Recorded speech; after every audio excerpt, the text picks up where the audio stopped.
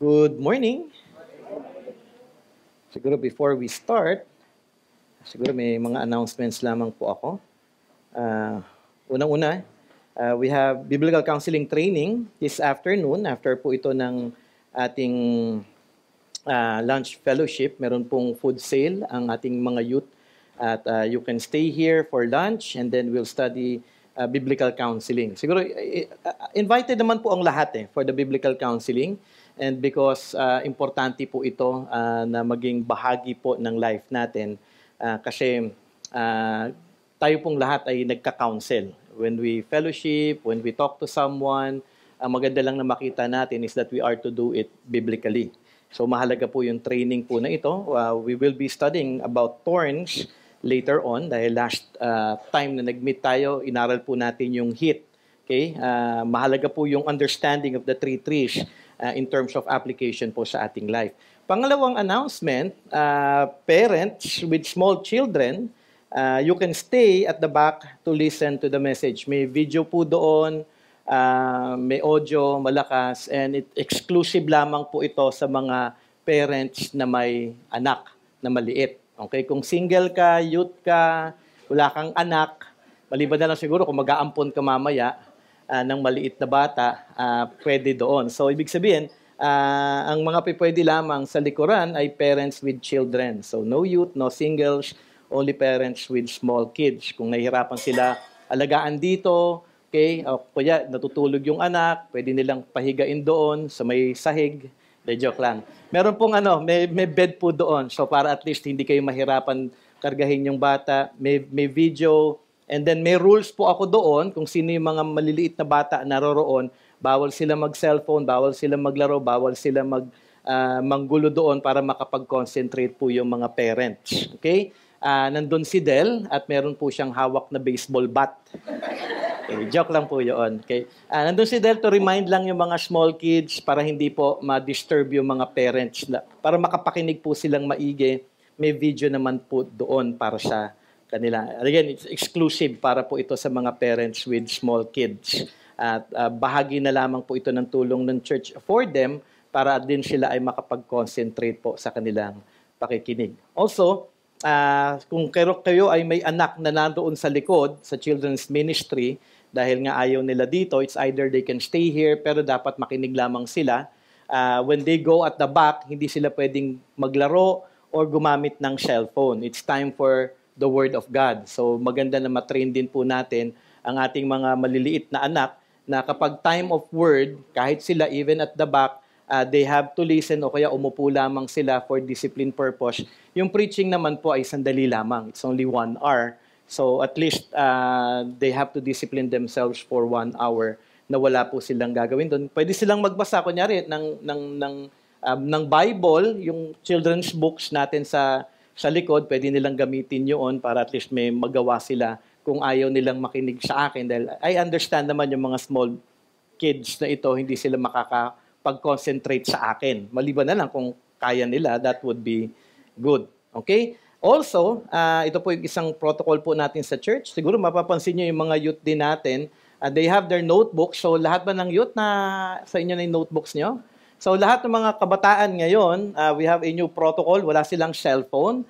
So in exchange for their cellphone, meron akong biniling notebook para sa kanila, notebook and ballpen para sila ay mag-notes. Okay? Para at least masulat nila yung mga kailangan nilang maisulat na importante because we will be discussing those things pag nag-youth fellowship kami dahil tatanungin ko sila kung ano yung mga bagay na kanilang napakinggan during Sunday service. Okay? So, lahat po ng youth yan, maging yung anak ko kasama dyan, pero hindi niya sinurrender yung cellphone niya sa kanila Lennox kasi nasa akin. Okay? So, mas matindi dahil nasa akin yung cellphone. Pag ito biglang tumunog mamaya, hindi ko alam kung paano papatayin. Andiyan naman si James. Anyways, yun po yung ating mga new protocols.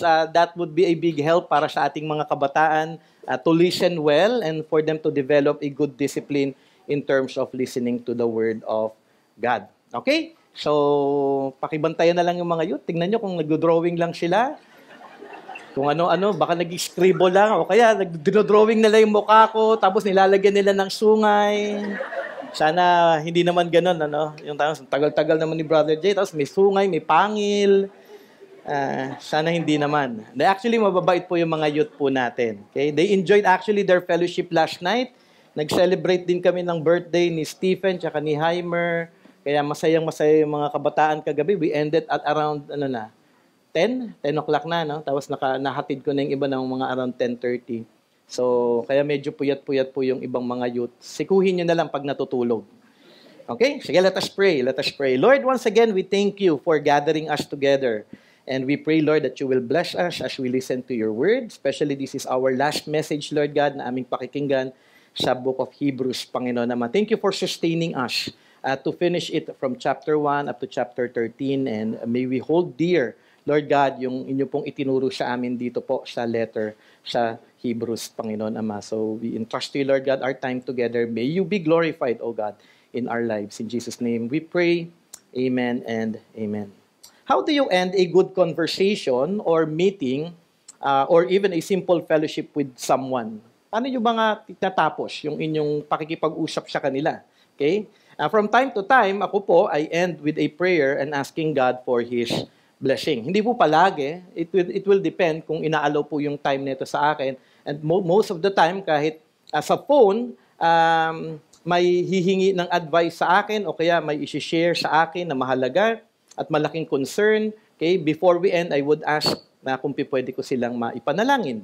Last Friday, actually, before kami umuwi ni Del, pagkatapos po ng aming dinner, fellowship with a couple sa High Rock, actually, bago kami lumabas ng pintuan, actually, papalabas na kami, they invited us na before we leave, can we pray?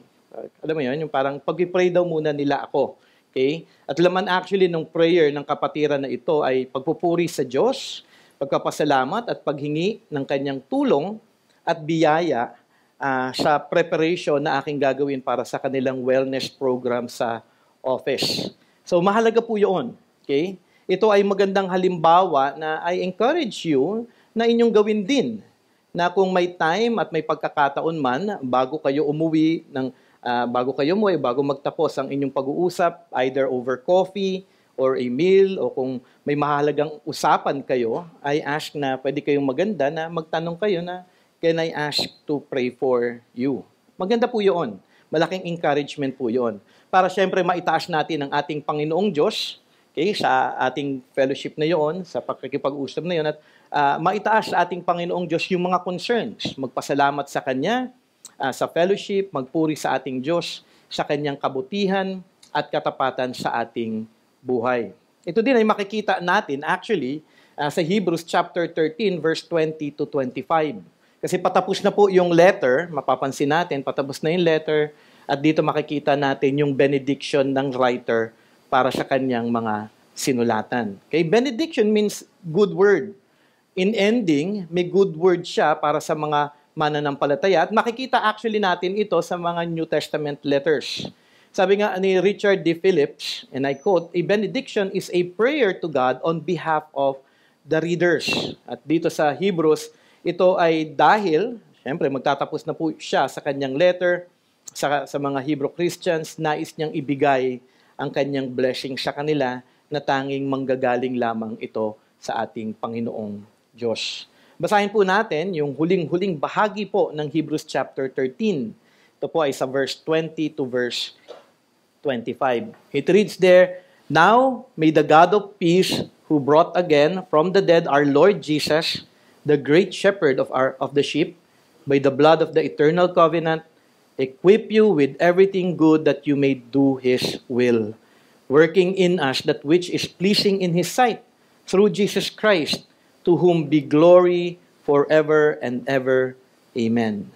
I appeal to you, brothers, bear with my word of exhortation, for I have written to you briefly. You should know that our brother Timothy has been released, with whom I shall see you if he comes soon. Greet all your leaders and all the saints. Those who come from Italy send you greetings. Grace be with all of you. So, tignan po natin itong last part po ng Hebrews 13 at hahatiin po natin ito into 3 parts. Praise, petition, and parting words. Okay? Praise, petition, and parting words. Simulan po natin with praise. Makikita po natin ito sa verse 20. Now may the God of peace who brought again from the dead our Lord Jesus, the great shepherd of the sheep, by the blood of our eternal covenant. Ating makikita dito sa verse 20 ang pagkilala ng writer sa ating Diyos, kung sino siya at ang pagdakila niya sa ating Panginoong Jesus. Ating isa-isahin ang laman ng pagpupuri ng writer. Una yung pagkilala niya sa ating Diyos bilang God of peace. Okay? God of peace. Siya ay Diyos ng kapayapaan. This is a declaration actually sa kanyang benediction. At mahalaga na maintindihan natin ang title na ito ng ating Panginoong Diyos at makikita natin yung kagandahan nito kung atin unang mauunawaan ang ating katayuan sa kanyang harapan. Bakit nga ba importante na makita at makilala ko ang Panginoon that He is a God of peace? Mahalaga ito at maunawaan natin ito in terms of knowing ourselves first. Siguro ilang ulit na ninyong naririnig na tayo ay nahiwalay, okay? Nalayo, okay? Sa ating Diyos dahil sa ating mga kasalanan. We are separated from God because of our sins. Bakit tayo nahiwalay sa ating Panginoong Diyos? Unang-una, dahil siya ay banal at tayo ay nagkasala laban sa Kanya. Yung po yung pagkakahiwalay natin, which is sin. Okay? At dahil sa katotohanan ito, tayo ngayon ay kalaban ng ating Panginoong Diyos. He is against us.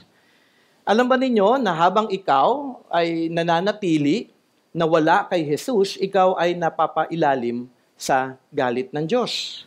So kung wala ka kay Jesus Christ, ang galit ng Panginoon ay nasa iyo. Sabi po sa Ephesians chapter 2 verse 1 to 3, babasahin lang natin yung buong context nito, pero mainly is in verse 3. Sabi nga doon, ito'y pag-alala actually, reminder ni Paul sa mga taga-Ephesus patungkol sa kanilang katayuan before. Kaya nga dito sabi, and you were dead in trespasses and sins, in which you once walked, following the course of this world, following the prince of the power of the air, the spirit that is now at work in the sons of disobedience, among whom we all once lived in the passion of our flesh, carrying out the desires of the body and the mind, and were by nature children of wrath, like the rest of mankind. Dati daw, sinasabi ni Paul, tandaan ninyo, dati kayong lahat ay makasalanan. At ang tawag daw sa mga tao na wala kay Kristo Jesus, sila daw ay children of wrath. Galit sa atin ng Panginoon. Siguro, kung atin lamang pong titignan ito, sa New Living Translation, sabi po doon, by our very nature, we were subject to God's anger. Subject po tayo ng galit ng ating Panginoon. Kaya nga sabi doon, just like everyone else. So lahat tayo, apart from Christ, tayong lahat ay makasalanan at ang ating Panginoong Diyos ay galit sa atin. Okay? Kung wala ka pa kay Jesus, ikaw ay nakapailalim sa galit ng Diyos. Pero maaaring isipin nyo ngayon, pero di ba sabi din sa Bible, God is a God of love. Ito yung palaging contention ng maraming tao, na God is love eh. Bakit mo sasabihin galit si God sa amin? Okay? Yes, God is love. Kaya gumawa siya ng paraan na maialis ang kanyang galit sa ating mga makasalanan. Okay? Dahil una-una, makasalanan tayo. Pero ang kagandahan, though God is a God of wrath, siyempre, ang ating Panginoon is also a God of patience, understanding, and mercy. Ang ating Panginoon, pero hindi nawawala yung galit na yun. Kaya gumawa siya ng paraan na maialis ang kanyang galit sa ating mga makasalanan. Doon makikita natin ngayon yung love ni God. Na dahil tayo makasalanan, yun yung katotohanan sa atin, gumawa siya ng paraan upang tayo ay mapatawad. At ito ay sa pamamagitan ng pagbibigay ng kanyang anak na si Hesukristo para magbayad sa ating mga kasalanan. Pero kung ikaw ay mananatili na tatalikod sa kanyang anak, tatalikod sa kanyang pag-ibig, ikaw din ay mananatili sa galit ng Diyos. Pero dahil ang Diyos ay Diyos ng kapayapaan, hindi lamang siya ay pag-ibig, ating makikita na ang ating Diyos ay umabot sa taong makasalanan at siya ay nag-aalok ng kapayapaan para sa atin. Paanong paraan? Sa paanong paraan niya tayo inabot upang tayo ay magkaroon ng kapayapaan sa Kanya? Mainly sa pamamagitan lamang ni Kristo Jesus. Sabi nga ni Martin Manser sa kanyang book, God's ultimate provision of peace is discovered in the person and work of Jesus Christ. It is only through Christ that peace with God can be achieved and maintained. Napakaganda po noon eh. Kung galit ang Diyos, may way para tayo mawala yung galit ng Panginoon, and that is through Jesus Christ. Kung galit man siya, kailangan natin ng kapayapaan ng ating Panginoong Diyos. Sinasabi sa atin dito sa passage sa Hebrews 13:20 na ang ating Diyos ay God of peace, na siyang umaabot sa atin at tayo ay iniimbitahan na tayo ay manampalataya sa Kanya, sa Kanyang anak, at ating tanggapin ang Kanyang biyaya upang maialis ang Kanyang galit sa ating mga kasalanan. Kaya siya God of peace. Napakaganda, di ba, na atin pong makita yun. Parang sinasabi dito ng ating Panginoong Diyos, galit ako sa kasalanan mo, pero ito ako ngayon, inaabot kayo sa pamamagitan ng aking anak upang magkaroon tayo ng peace, ng kapayapaan sa isa't isa. Ito ang ating Diyos. Siya ay Diyos ng kapayapaan. At ito yung hinahayag dito sa benediction nung writer para sa mga Hebrew Christians. Ang magiging katanungan, are you at peace with God? Ikaw nga ba ngayon ay may kapayapaan na sa ating Panginoong Diyos? At mahalaga pong isipin po ninyo ang katanungan na ito. Kasi pwedeng sabihin nyo, God is peace. Pero kung wala po kayo kay Kristo, inyo pong pag-isipan maigi ito dahil ito po ay pagpapaalala sa atin na ang ating Panginoong Diyos ay tunay na nagnanais na magkaroon po tayo ng kapayapaan sa Kanya. At ang kapayapaan na ito ay manggagaling lamang din sa Kanyang anak na si Kristo Jesus. Pangalawa, so yun yung una, praising God for He is the God of peace. Ang pangalawa naman ay pagpupuri sa ginawa ng ating Panginoong Diyos. Unang pagpupuri, ang ating Diyos daw ay Diyos ng kapayapaan.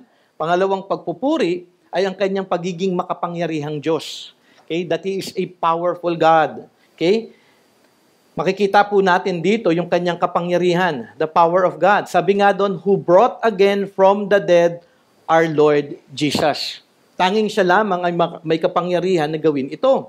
At ang katotohanan po regarding the power of God bringing Jesus Christ from the dead, ay makikita po natin sa New Testament passages.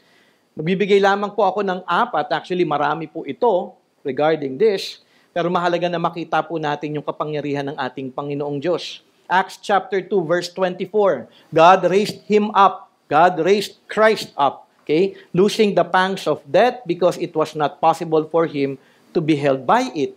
Acts chapter 3 verse 15, and you killed the author of life. Pinatay nyo ang ating Panginoong Jesus, whom God raised from the dead. To this we are witnesses. 1 Thessalonians chapter 1 verse 10, and to wait for His Son from heaven, whom He raised from the dead, Jesus who delivers us from the wrath to come. Colossians chapter 2 verse 12, having been buried with Him in baptism, in which you were also raised with Him through faith in the powerful working of God who raised Him from the dead. Paulit-ulit po ito na binabanggit in the New Testament. Okay? At marami pang passages na atin po makikita yung pagtuturo po patungkol sa kapangyarihan ng ating Panginoong Diyos na Kanyang binuhay mula sa kamatayan ng ating Panginoong Jesus. Pero bakit po ito mahalaga? Dahil kung si Jesus ay nanatiling patay, ano mangyayari para sa atin? Tayo ay mananatili din sa ating mga kasalanan. Di ba? Nakasulat yan sa 1 Corinthians. Ang kanyang pag-aalay ng ating Panginoong Jesus ng sakripisyo ay tinanggap ng ating Diyos Ama. At kapalit nito ay buhay. Jesus was raised from the dead. Kung tinanggap ng Diyos ang sakripisyo ng ating Panginoong Jesus, kung sino man ang mananampalataya sa Kanya ay makakatanggap ng kapatawaran sa lahat ng kasalanan at ng buhay na walang hanggan. Yun po yung kagandahan nito. Ang Diyos ay kapuri-puri dahil sa Kanyang pinakitang kapangyarihan na muli niyang binuhay si Jesus mula sa kamatayan. Dahil yung Kanyang sakripisyo, yung Kanyang pag-offer ng Kanyang buhay para sa ating mga kasalanan ay Kanyang tinanggap para sa ating lahat. Kaya nabuhay muli si Jesus. Okay? Ito po yung pagpupuri na dapat po ay makita po din sa ating mga buhay. Okay? Na kinikilala natin ang kapangyarihan ng Panginoong Diyos. Not only that makikita natin na kapuri-puri ang ating Panginoong Diyos sa kanyang kapangyarihan, maging si Jesus na ating Panginoon ay kapuri-puri din. Dahil si Jesus, sabi nga sa ating passage, ay ating great shepherd. Okay? Sabi nga sa John 10 verse 11, I am the good shepherd. The good shepherd lays down his life for the sheep. Si Jesus ang ating great shepherd na siyang nagpastol sa atin. At dahil kanyang inalay ang kanyang buhay sa atin, kung sino man ang mananampalataya sa kanya at magsisisi sa kanyang mga kasalanan, ay magiging bahagi ng kanyang tupa. If He is a great shepherd, syempre kung shepherd si Jesus, meron siyang sheep. Okay? Okay? Bilang mga tupa ni Jesus, kung tayo ay nakatanggap ng biyaya ng kaligtasan, tayo ay kanya na. Tayo ay kanyang pag-aari na. At tayo ay kanyang aalagaan, iingatan until the end. Ang magiging question sa bagay na ito, ikaw nga ba ay bahagi ng flock ng ating Panginoong Jesus? Ikaw nga ba ay kanyang sheep? Ikaw nga ba ay kanyang tupa? Kung hindi pa, ikaw ay manampalataya kay Jesus. Kilalanin ang kanyang ginawa para sa iyong kaligtasan, magsisi sa iyong mga kasalanan at talikuran ito at tunay na magpasakop sa ating great shepherd at sundin lamang ang kanyang kalooban. So dito makikita natin sa unang bahagi, yung kapangyarihan ng Diyos sa pagbubuhay muli kay Jesus, yung kagandahan ng ginawa ni Kristo Jesus being described as our great shepherd, at hindi lamang yun, panghuli kung bakit po kapuri-puri ang ating Panginoon dahil sa blood of the eternal covenant na ginawa ng Diyos para sa ating kaligtasan. Tandaan po natin, ang covenant ay isang binding agreement. Okay? At dito sa ating inaaral, sinasabi po dito ng writer ng Hebrews na ang Diyos Ama at ang kanyang anak na si Jesus ay nagkaroon ng blood of the eternal covenant o eternal agreement. May kasunduan sila. Ibig sabihin, ang pangsawalang hanggang kasunduan ng ating Panginoong Diyos Ama at ng Diyos Anak ay may eternal effect para sa mga mananampalataya kay Jesus. At ito ay nagmumula ng gagaling, okay, dahil sa dugo, sa blood, dahil sa pag-aalay ni Jesus ng kanyang buhay. Ito ay hindi isang simpleng pag-aalay lamang, dahil ang sakripisyo na hatid ni Jesus ay pag-aalay ng buhay niya na perpekto at walang kasalanan. Dahil inalay ni Jesus ang kanyang dugo para sa atin, si Jesus ngayon ay namatay, pero hindi siya nanatiling patay, siya ay muling nabuhay dahil sa kapangyarihan ng Diyos Ama. At dahil si Jesus ay muling nabuhay dahil sa kapangyarihan ng Diyos Ama, at dahil si Jesus ay buhay na magpakailanman, kung sino man ang magiging isa kay Jesus, ay magkakaroon din ng buhay na walang hanggan. Kaya nga siya blood of the eternal covenant. Meron po itong effect for eternity. So, ibig sabihin, kung tayo ay mananampalataya sa Kanya dahil si Jesus ay muling buhay, at si Jesus ay mananatiling buhay, tayo na isa na sa Kanya ay matatanggap din ang biyayang ito. Sabi nga sa Titus chapter 3, verse 7, so that being justified by His grace, we might become heirs according to the hope of eternal life. Yun yung blessing po nito. Kaya nga dito ay pagpupuri nung writer, benediction niya, bahagi po ito ng pagpupuri na inaalala niya yung ginawa ng ating Panginoong Diyos para sa atin, yung ginawa ng ating Panginoong Jesus para sa ating lahat. So nagsimula ang benediction in praise dahil ang Diyos ay Diyos ng kapayapaan, dahil sa kanyang kapangyarihan sa muling pagkabuhay ni Jesus, dahil si Jesus ay ang ating great shepherd, at dahil sa blood of the eternal covenant ng Diyos at ng Diyos Anak para sa mga mananampalataya. At ito ay pagkakaloob ng buhay na walang hanggan. Ito po yung pagpupuri. Ito po yung benediction, parang blessing. Pagpapaalala sa mga mananampalataya at that time kung sino ang ating Panginoong Diyos at kung sino si Jesus at ang kanilang ginawa para sa ating kaligtasan. Sa mga katotohanan ito, tunay nga ba na ang ating Panginoong Diyos ay kapuri-puri? Nawa, kung inyo pong kinikilala ang bawat katotohanan na atin pong inaral ngayon dito sa unang bahagi, dito sa praise verse na ibinigay po ng writer ng Hebrews, maging isa po tayo na magpuri sa ating Panginoong Diyos sa biyaya na Kanyang ipinagkaloob sa atin, na maunawaan ito, marinig ang mabuting balita, makilala si Kristo Jesus, makilala ang ating Panginoong Diyos kung paano nga siya kumilos para sa ating kaligtasan. So susunod ng praise, so may pagpupuri, yung kanyang benediction, ang susunod naman ay petition. Okay? Sabi dito sa verse 21, equip you with everything good that you may do His will, working in us that which is pleasing in His sight, through Jesus Christ, to whom be glory forever and ever. Amen. Ano yung petition dito ng writer ng Hebrews para sa kanila? Equip you with everything good that you may do His will, working in us that which is pleasing in His sight. Yung word po na equip in Greek, sa Lonida, means to make someone completely adequate or sufficient for something. Okay? So ito po yung petition. Christian ka, mananampalataya ka, tagasunod ka ni Kristo Jesus. Okay? Sabi niya, kahilingan niya para sa mga mananampalataya ay pagkalooban ng Diyos ng kakayanan. Lord, grant them enablement. Grant them, equip them, Lord God, na maging adequate. Okay? Sufficient for something. Ito ay mahalagang paalala dahil ang tendency ng tao ay tignan ang kanyang sarili na kaya niya ang lahat ng bagay. Pero dito, with this petition, pinapaalalahanan po yung mga writers na hindi mo kaya. Kung kayo man, alam po natin yung background, di ba, ng sinulatan dito ng writer ng Hebrews na they are under persecution, mahirap po yung kanilang sitwasyon, marami pong mga tao na kumakalaban sa kanila. Dito ay pagpapaalala sa kanila na, Lord, si God ang mag-i-equip sa inyo. At Lord, i-equip nyo sila na magpatuloy sila na magawa ang iyong kalooban. Na ang kakayanan ay nagmumula sa ating Panginoong Diyos at hindi sa kanilang mga sarili. Pero ang paalala dito ng writer, mahalaga na makita natin na ang lahat po ay biyaya. It is the grace of God. Wala tayo actually magagawa apart from His grace. Kaya nga ang kanyang panalangin sa Diyos, Lord, equip them. Equip them for what? With everything good that you may do His will, working in us that which is pleasing in His sight. So everything good.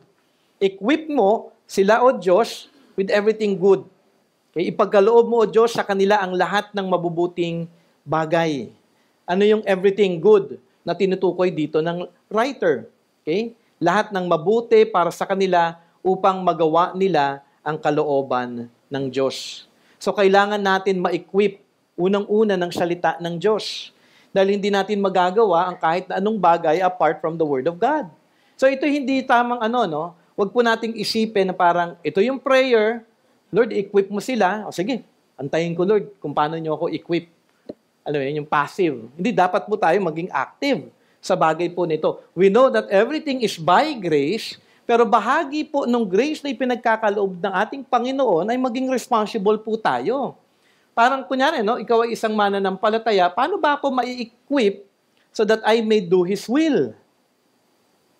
Ano sa tingin ninyo? Siyempre, kailangan natin unang-una ay ang salita ng Diyos because we cannot do the will of God apart from knowing His will, and His will can only be found in His Word. So, kailangan po natin mag-aral, magbasa. Huwag po natin sasabihin, hindi pa dumarating yung biyaya ni God sa akin.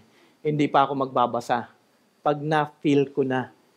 And it's not about feeling, it's not about emotion. Hindi. May prayer dito, may benediction dito para sa kanila. Ang Diyos, kung alam natin, at kunyari daw tayo sa church, pinagpipray natin yun, yung ating spiritual growth, yung ating sanctification, yung biyaya ng Panginoon na tunay na papa sa atin. Tayo din po dapat, by the grace of God, responsible po sa panalangin na yun. So, tayo ay dapat na mag-aral, magbasa, makinig ng salita ng Panginoon. So, dapat ma-equip tayo unang-una ng salita ng Panginoon. Pangalawa, ng karakter ng ating Panginoong Hesus. Sa ating pag-aaral, hindi lamang natin aalamin kung ano yung mga ipinag-uutos ng ating Panginoong Diyos, inaalam din natin kung ano yung karakter ng ating Panginoong Hesus. At kung ano yung kanyang karakter, by grace, hingi natin ang tulong ng Panginoon na, Lord, maisabuhay ko nga yung karakter ng aking Panginoong Jesus na siyang nagligtas sa akin, na siyang aking great shepherd, na siyang nag-alay ng kanyang buhay, na siyang nabuhay muli, nakaisa na ako sa kanya na merong eternal life. Lord, tulungan niyo ko na ako ay tunay na lumago kay Kristo Jesus.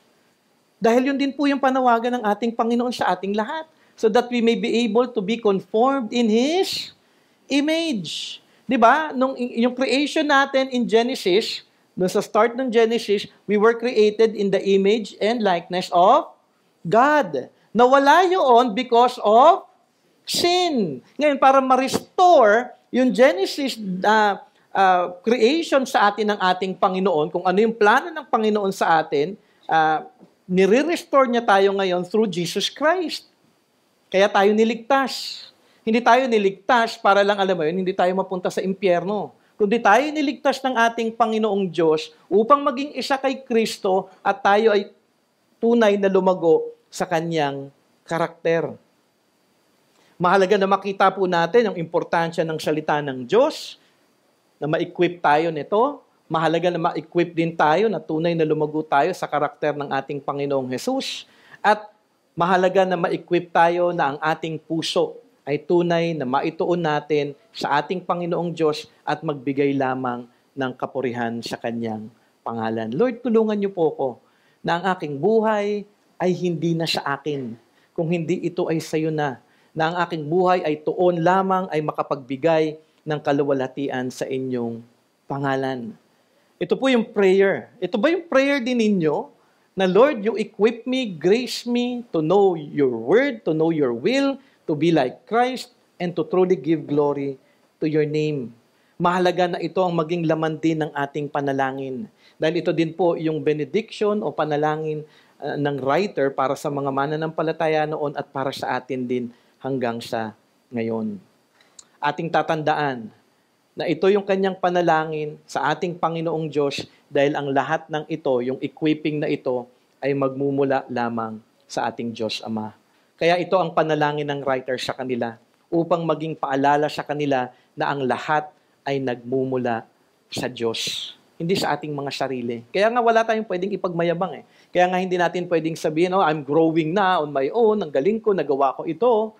But everything that we do is from the grace of God.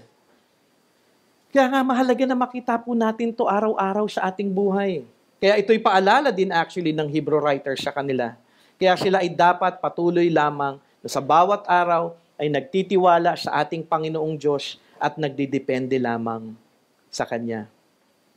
Kung ang grace ng Diyos ay patuloy na ipagkakaloob ng Diyos sa kanila, kung sila din ay patuloy na magpapakumbaba at aasa sa biyaya ng Diyos, kikilos ito sa kanilang buhay at ang resulta, sabi nga nung writer, it will be pleasing in God's sight.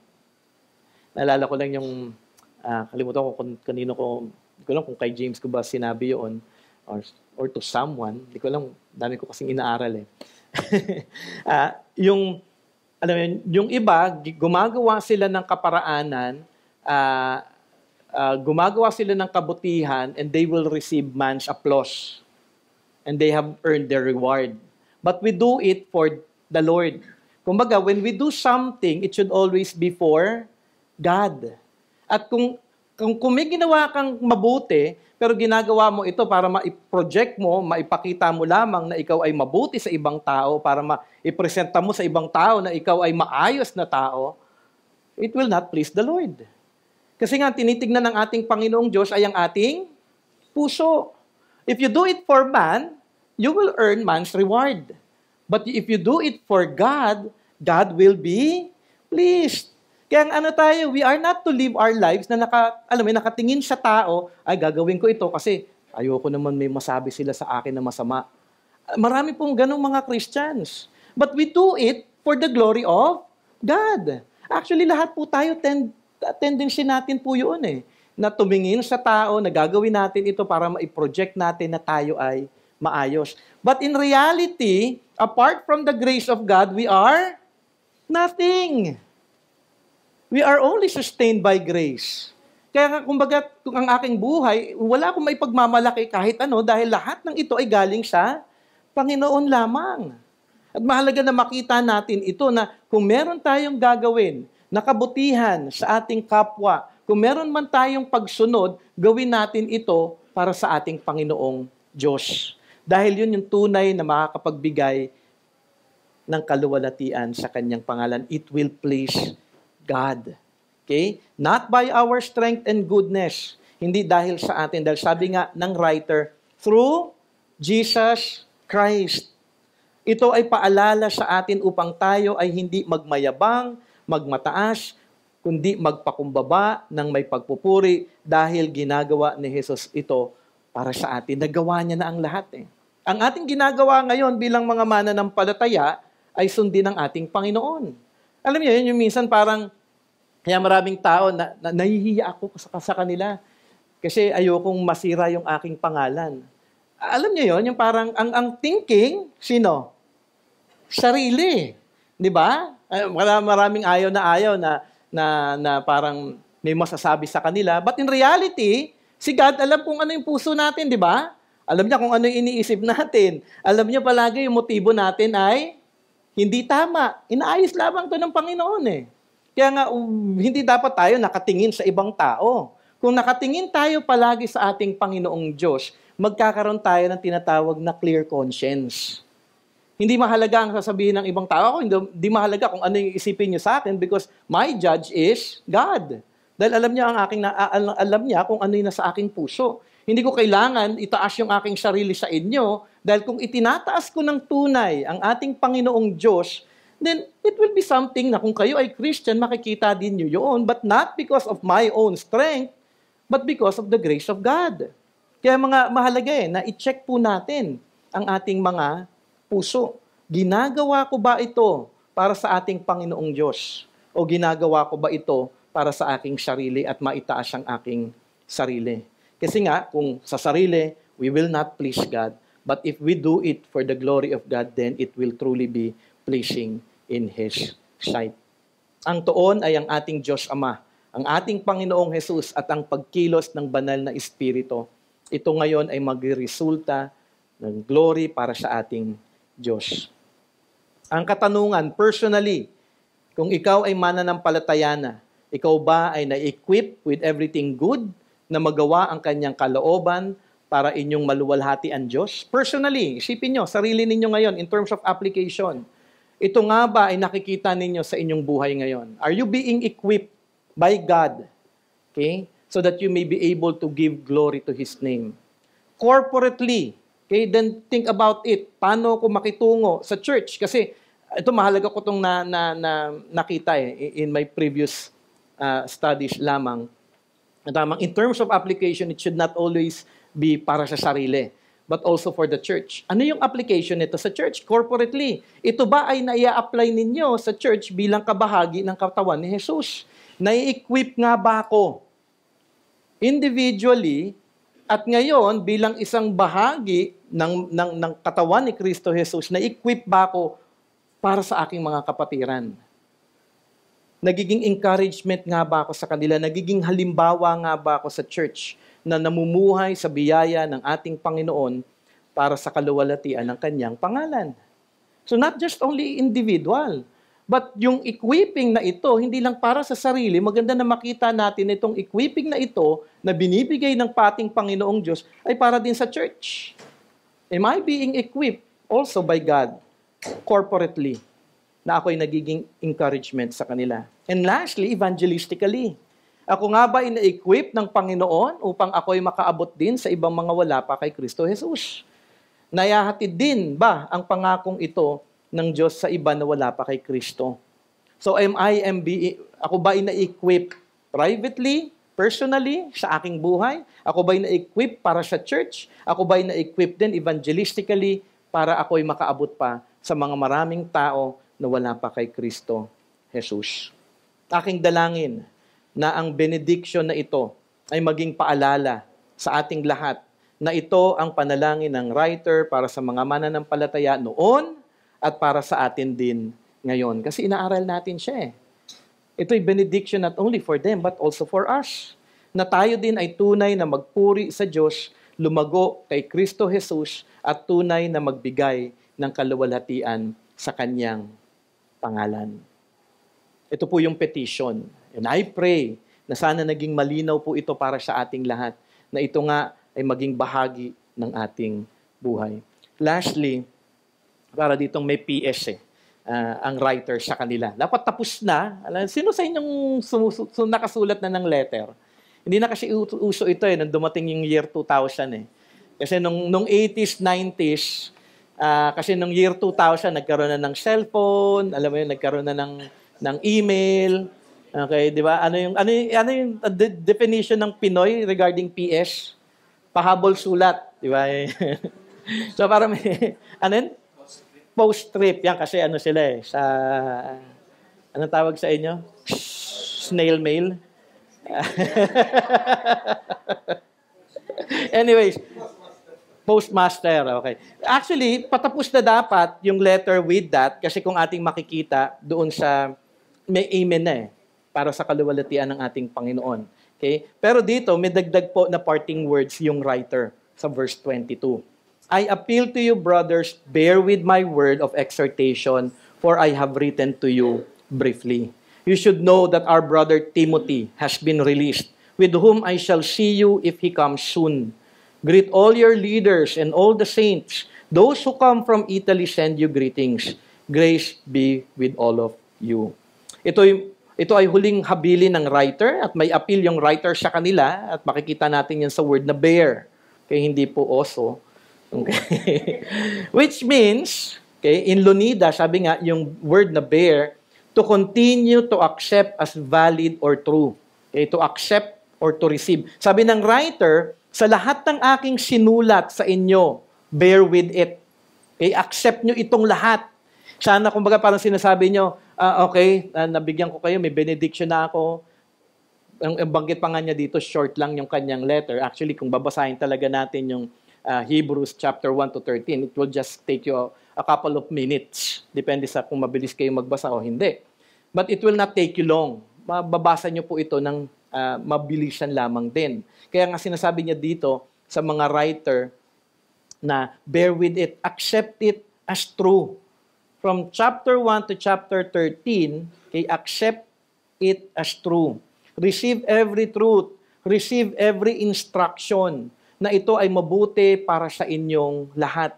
Ito ay hindi mahaba, sabi nga ng writer, briefly, maiksi man ito, pero bigyan ninyo ito ng kahalagahan. Mahalaga actually yung ending niya dito, yung kanyang pa-ending dito, dahil tayo din, aking dalangin at hiling sa inyo, nawa inyong maalala ang lahat ng ating inaral dito sa Book of Hebrews. At maisabuhay ang bawat katotohanan upang tayo sa ating church ay maging isa sa pagbibigay kapurihan sa pangalan ng ating Panginoong Hesus. Kaya nga next Sunday, balik tayo ulit Hebrews 1. Joke lang. Okay, may prepare na po ako at dadaan po tayo sa isang Old Testament book. Short lang yun, and then we will be studying 1 Corinthians and 2 Corinthians in the future studies po natin. Okay? May paalala din siya o report dito, makikita natin, alalahanin natin, tanggapin natin yung kanyang paalala, kanyang instruction, yung mga katotohanan, yung mga application. Not only that, may paalala din siya o report patungkol kay Timothy. Okay? Siguro dahil kilala din ng mga mananampalataya doon si Timothy na siya daw ay nakalaya na. So nakulong si Timothy, ngayon siya ay nakalaya na. So ito'y parang update sa kanila. At if ever na makasama na daw ng writer ng Hebrews si Timothy, aking siyang isasama sa inyo. Kaya nga marami pong mga scholars before na sinasabi nila na si Paul ang nagsulat nito.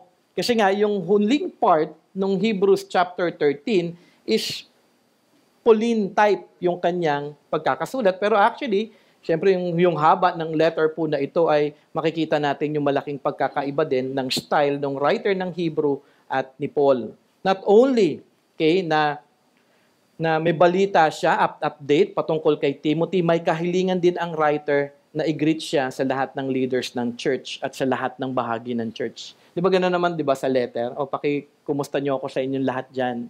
Ako'y sumusulat sa inyo, pakibati ako sa lahat ng leaders at sa lahat ng mga mananampalataya. Not only that, may greetings din para sa kanila na nagmumula daw sa Italy.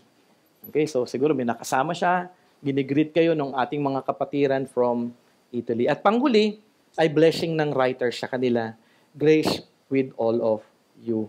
Na mapasa kanila ang lahat ng biyaya ng ating Panginoong Diyos.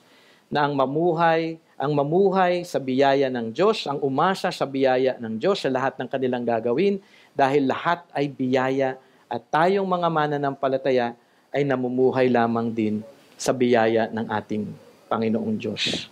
Kaya nga, mahalaga po na maintindihan, maalala nila, grace be with all of you. Huwag ninyong kakalimutan yun, na tayo ay dapat mamuhay sa tulong ng ating Panginoong Diyos lamang, dahil ito ay kanyang ipinagkakaloob sa kanyang mga anak. In conclusion, sa ating pagtatapos ng Hebrews, ano yung mga mahalagang katotohanan na dapat nating maalala dito sa ating pag-aaral sa Book of Hebrews? Number 1, the supremacy of Christ. Jesus is superior over angels, He is greater than Moses, and superior to the priesthood of Aaron. Makikita natin na lahat ng ito, higit ang ating Panginoong Jesus dito. Yung mga dating pinangahawakan ng mga Hebrew Christians patungkol sa kanilang Old Testament beliefs, okay, makikita natin dito na itinaas ang ating Panginoon sa lahat ng ito. That Jesus is indeed supreme in all things. Pangalawa, Jesus' sacrifice and the new covenant. Makikita natin dito yung paalala ng writer that Jesus' perfect sacrifice was once for all. Isang beses lamang. Kasi dati in the Old Testament, palagi ka dapat mag-alay ng animal sacrifice para ikaw ay mapatawad.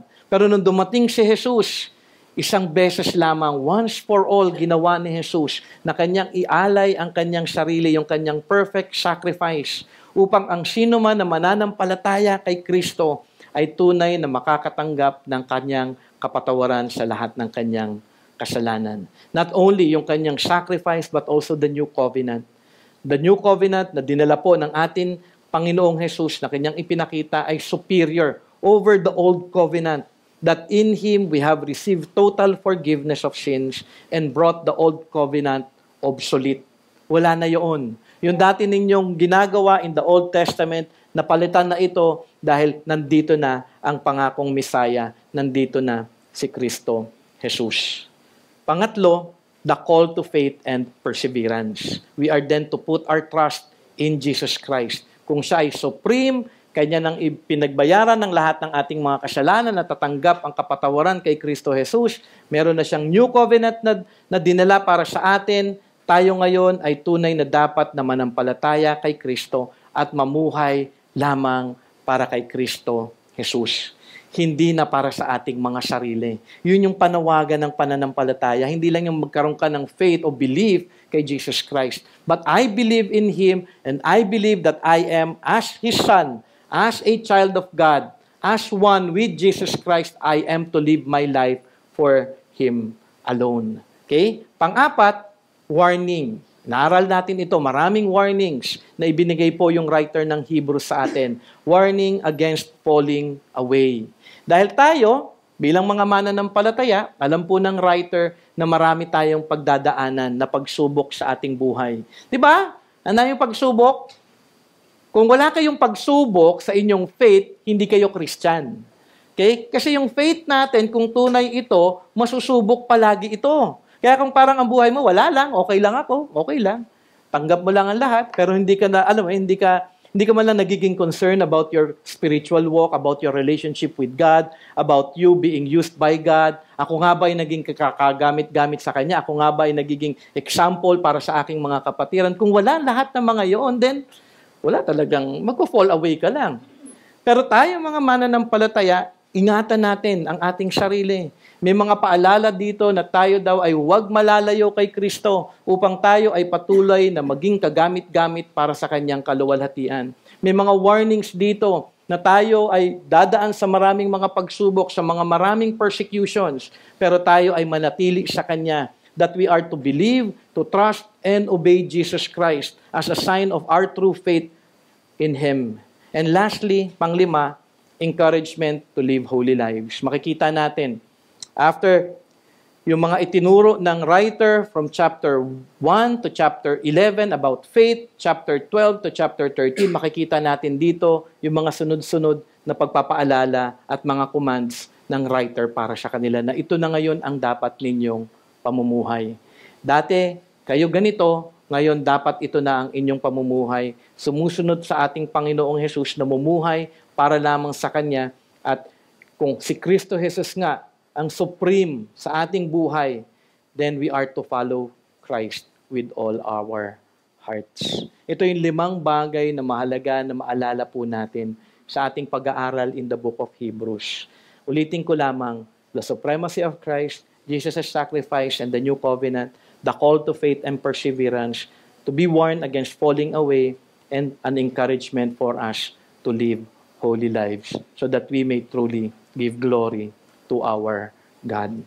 I do hope na naging malaking tulong po sa atin. For me, laki-laki po ng tulong ng Book of Hebrews sa akin as I have studied it, read a lot of books about it, commentaries, and it is indeed a blessing. I do hope na naging malinaw po ang ating pag-aaral at tunay na ating ipanalangin na, Lord, sa aking muling pagbabasa ng Book of Hebrews from chapter 1 to 13, help me, Lord God, to be reminded dun sa mga bagay na amin pong inaral dito.